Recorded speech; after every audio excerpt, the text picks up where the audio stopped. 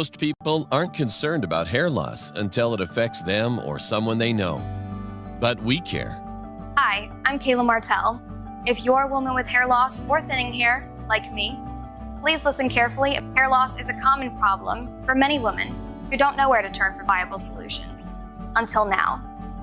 To learn more about the newest professional solutions for your hair loss, it will change your life. Contact the professionals of Trinity Lace Wigs, changing lives one head at a time. Morning, good afternoon, good evening, wherever you're viewing from. This is Laura Thompson with TAN TV, the African American Network, where we have a local feel with a global reach, and you're tuned into the coffee break. And I have the distinct privilege and pleasure of interviewing yet another Alamo City Q, Omega Psi Phi fraternity, Psi Alpha Chapter gentleman. So how you doing? I'm doing great, excited. That's good, that's good. So before we get started with the interview, it's tradition for me to ask you to tell me a little bit about yourself, who you are, what you do, why you do it, where you're from, all of that good stuff. All right, so I'm Ty Telfair from New Jersey. Went to Howard University, 20 years retired, Air Force engineer. Okay. So now I'm working as an engineer on the outside, pretty much where I retired from. What I do right now, I do a lot of STEM activities, STEM community service support for various organizations. Mm-hmm. I'm also involved heavily in the church. Okay. And so right now, what we're planning right now, as the STEM chair for Psi Alpha, we're actually planning a STEM camp coming up within the next week. I heard you ask my brother, what do we do? And he mentioned, mentorship. We're very strong in mentorship within Psi Alpha and Omega Psi Phi Fraternity Incorporated. But our mentorship organization is called Omega Gents. And with our Omega Gents program, we do various things within it. We teach them financial readiness. We teach them just responsibility. We teach them, how to write, how to plan, their future, and just different things to get them ready and help them be more responsible young men. One additional thing that we do is STEM within the chapter. STEM is fairly new. It's been around for the past few years within the organization, but STEM has been around for a while within the world. The issue is we haven't had STEM focused on at the lower levels previously. So the organization decided to have STEM within the organization and to basically get out and provide the opportunity for individuals around the community to benefit from that as well. Wow. So how important is STEM for our kids to learn? Just when you think about STEM and how important it is, you look at San Antonio, and I call it sand construction. So when you think of sand construction, everywhere you go in San Antonio, something's being built. But think about this, 10 years down the line, who's going to be there to fulfill those jobs? Those jobs that are happening, those things that are happening out there, that's STEM related. Those facilities that are being built is STEM related. We have cyber, we have comm facilities that's being built, communications facilities being built. We have technology centers that are being built. But with all those jobs that are available, if we don't build up our youth, if we don't build or concentrate on STEM right now for those first, second, third graders, 10 years down the line when those facilities are up and they're running in San Antonio, we won't be able to benefit from it. So having STEM in the elementary and the middle school level, it allows us to build into our future and give them opportunities later on down the line for what's available around San Antonio. Wow, I didn't realize y'all were teaching them that young, but I'm glad you are, because they're more open to learn the younger they are. And they're more inquisitive, and they're not afraid to try when they're younger. But I'm super excited to hear about that. So where is it going to be held, and what's going to happen at that camp? So it's going to be held at the Workforce Alamo Center. Okay. So Workforce Management Alamo Center over in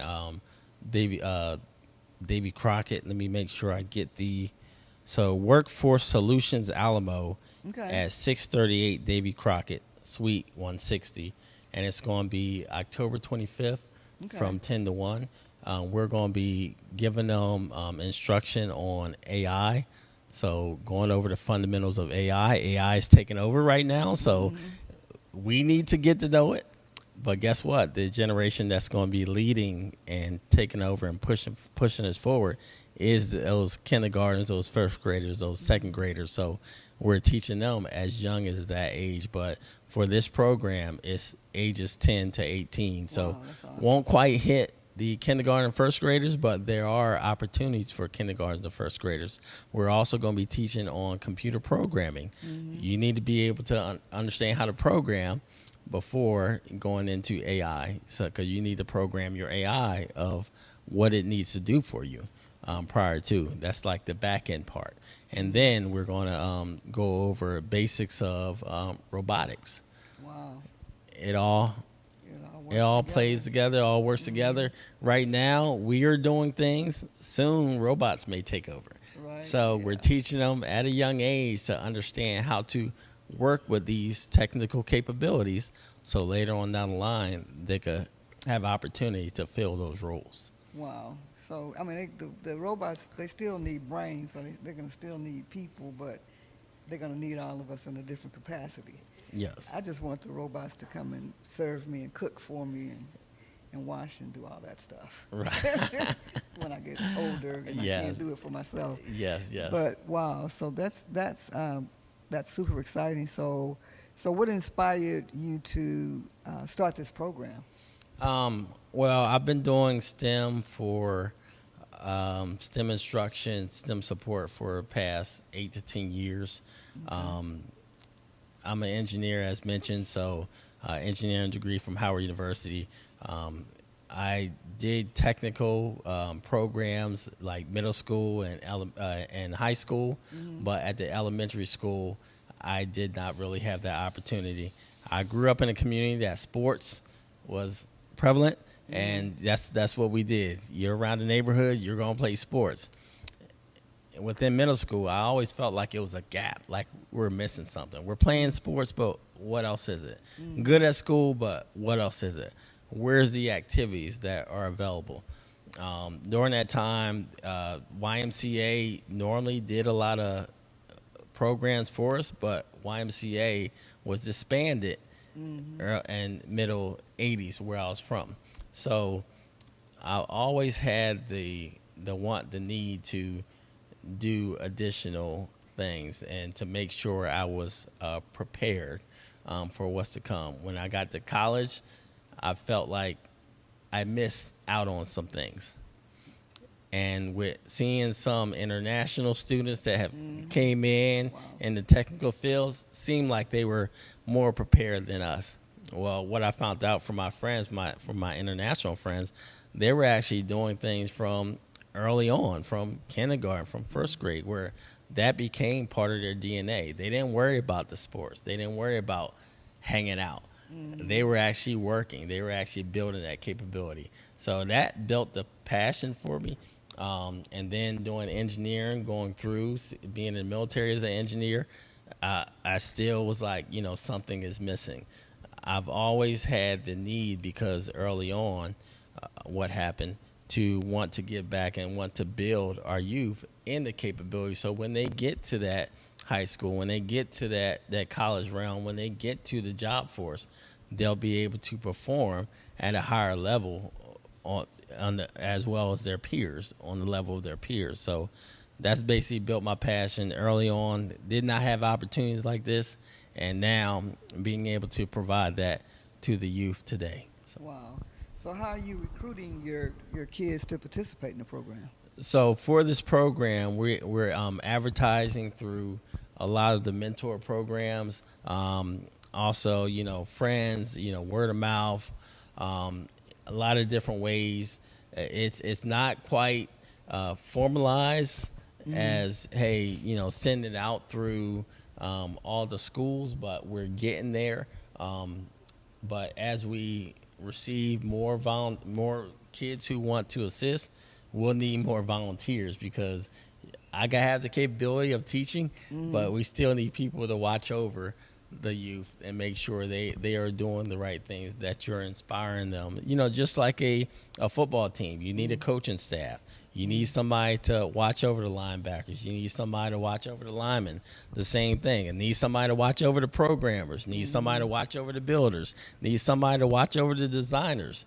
And it all plays a part. So as we continue to build on the capability, we'll continue to have a staff that is capable and to guide the kids, you know, for that. So right now, again, we're sending it out through the mentor programs and, you know, finding other ways of, you know, word of mouth, whatever. So. Wow. So how many kids are you expecting or are you looking for? Right now, hoping for? The goal was about 30, but from the mentor programs, not many have signed up yet. So it may get up to 40, 50. For this, I was not expecting a high turnout. I was just expecting to get the word out, to start something up, to you know, get a pulse of, you know, what's needed, where they're at, and then build on from there. Leading into our YLC, our Youth Leadership Conference next year, where we'll duplicate some of the activities, but we'll take it to the next level, you know, in the next season. Well, that's, you know, STEM is pretty hot right now. Yes. And then AI has gotten people running all over the place, Yes. trying to figure out what's going to happen. But it's programming just like any other aspect of computers. Yeah. Or technology.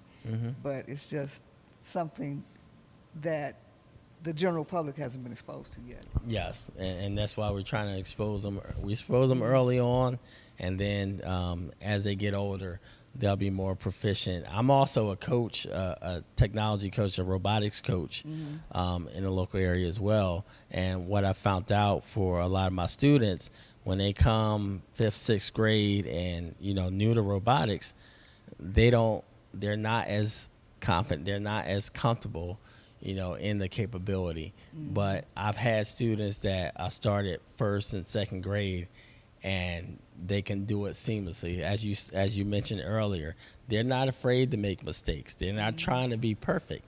They're just trying to have fun. They're enjoying.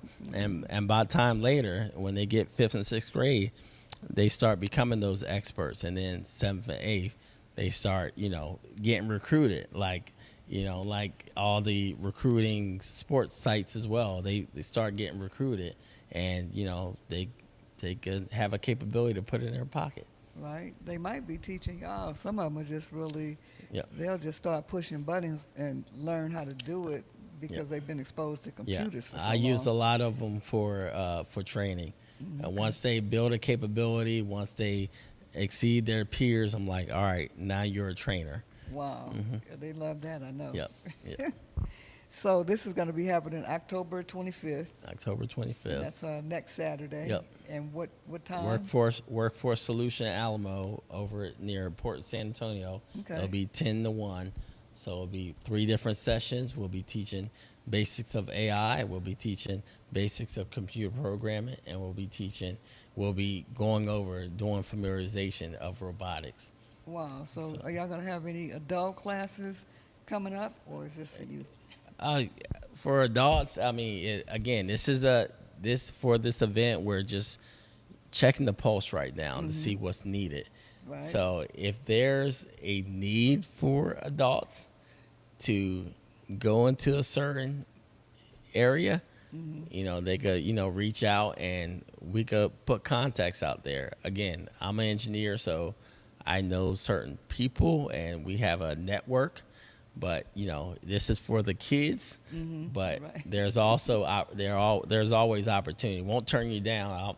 I'll you know, seek out somebody for you to assist you in that arena. Yeah, I was just talking to a lady this morning, and she's thinking that everything is going to turn into robots pretty soon. I said, it's going to take a while for it to happen. We don't know in what capacity that we're going to be using robots, but we are going to be using them. They're using them now. And you know, kind of testing to see what kind of workers they are. So. And what's happening in the realm, AI and robotics, they may use them, but they're still a back shop that builds them or programs them or validates information, validates the AI information, and makes sure it's correct. So we're teaching them early on how to understand these activities. So when the time comes and a job is available for them, they could say I'm qualified versus, hey, I'm a little behind. My uncle used to always say, if you can't catch up, you won't keep up. And right now with AI, with robotics, with technology, it is moving fast. So if we don't catch up with it, we will not keep up. So let's keep up. Wow. So again, give us the date, the time, the location, and who it benefits. So October 25th, it will be from 10 to 1. It will be at Workforce Solutions Alamo over in Port San Antonio. It will benefit ages 10 to 18. And again, we'll be going over basics of AI, basics of computer programming, and basics of robotics. Okay, so if someone wanted to participate and they want to learn more information about it, how can they get in touch with y'all? They could go to the Psi Alpha Chapter site and send a message saying, hey, I need some more information on this. The message will get back to me, and I'll make sure they can connect. And so the website is Psi Alpha. PsiAlphaChapter.com. .com. Okay. Yes. It's PsiAlphaChapter.com if you want more information. If you want to get ahead of the game and learn about the hot topic of AI and other technical skills that you need to develop and to learn in order to move to the next level in the next generation, just give them a call or check out the website and email, and they will get back with you to tell you more information about it. And this is part one. Us teaching AI, computer programming, and robotics. Our part two will be springtime frame, and it'll be linked with our youth leadership conference, which is the same age realm, 10 to 18. So we'll be doing other things in the technology realm. Stay tuned. Wow. So before we go, are y'all familiar with the new cybersecurity school over at St. Philip's College? Have y'all taken a tour over there? Yep. Oh, okay. Wow. Mm-hmm. Yeah, they have some amazing things over there going on. I have a lot of friends in the cyber realm, so a lot of contacts. We compete with each other quite a bit. So instead of compete, collab. We collab and compete. Friendly competition. Right. Everything's a friendly competition. Right. Okay. Well, thank you for stopping by and Ty and letting us know about this great opportunity for youth in our community. All right. And you've been tuned into the Coffee Break on TAN TV, the African American Network, where we have a local feel with a global reach. And stay tuned, the Qs are doing some amazing things in our community. So be on the lookout. Ciao. All right. October is Breast Cancer Awareness Month, and we're giving cancer the boot. Let Not Only Tees customize your coins, tumblers and mugs, shirts and apparel, books, diaries, keychains, you name it. Visit the website to place your custom order today. Simple process and quality work. Not Only Tees, honoring breast cancer awareness and survival.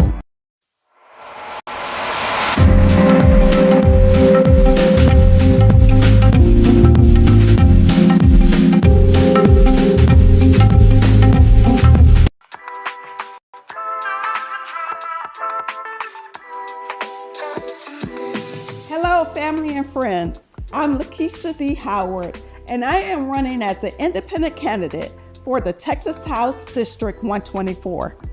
I am a servant leader in our community who believes in the voices being heard. I am a retired Air Force veteran, as well as a retiree from the Department of Veteran Affairs. For me, this is not about politics and party. This is about our community voice being heard. We can only do that as one. And that's why I have elected to run as an independent versus being tied to a particular party. I am tied to our community, each and every one of you. I want to show transparency and accountability.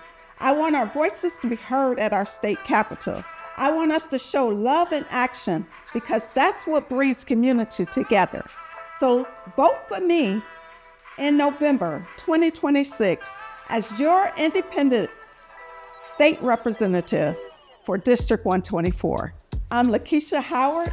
I love each and every one of you, and I cannot wait to hear your voice.